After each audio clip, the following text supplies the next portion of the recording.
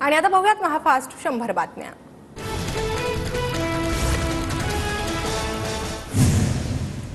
मी राजीनामा दिलेला नाही, राजीनाम्यावरील चर्चांवर धनंजय मुंडेंचं स्पष्टीकरण, तर आरोपांना योग्य वेळी उत्तर देणार। धसांच्या आरोपांसंदर्भातील प्रश्नावर धनंजय मुंडेंची प्रतिक्रिया।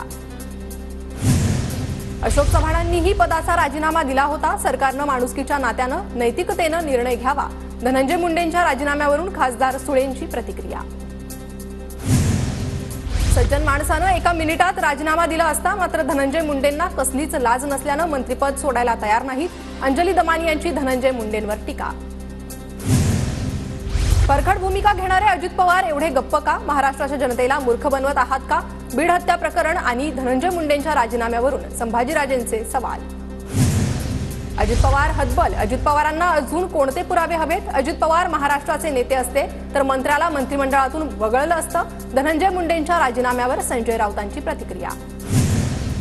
महायुतीचे नेते मागणी करत असतील तर प्रमुखांनी निर्णय घ्यावा। धनंजय मुंडेंच्या राजीनाम्यावरून युगेंद्र पवारांची प्रतिक्रिया।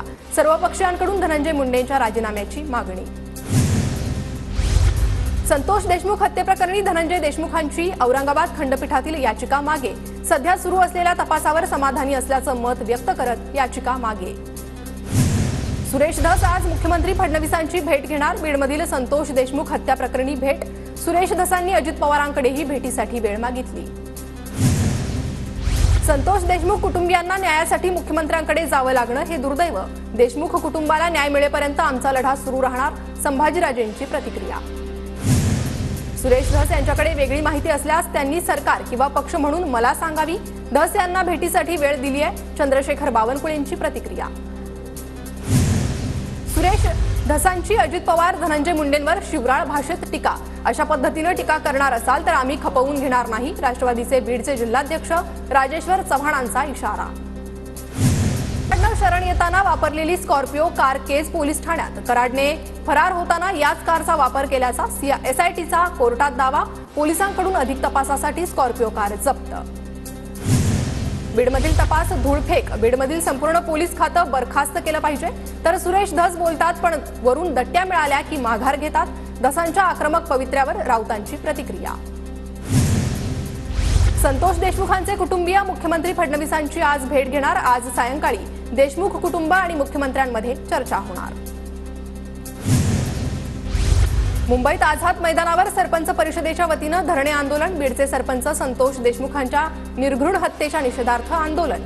हत्या प्रकरणातील आरोपींवर कठोर कारवाईची मागणी। लातूर ते अंबेजोगाई रस्त्यावर महापूरजवळ रास्ता रोको आंदोलन। सोमनाथ सूर्यवंशी आणि सरपंच संतोष देशमुख हत्या प्रकरणी चक्काजाम। बारामतीत कांदा आणि दूध दरवाढीसाठी शेतकऱ्यांचं जनआक्रोश आंदोलन। खासदार सुप्रिया सुळेंसह युगेंद्र पवार आंदोलनात सहभागी।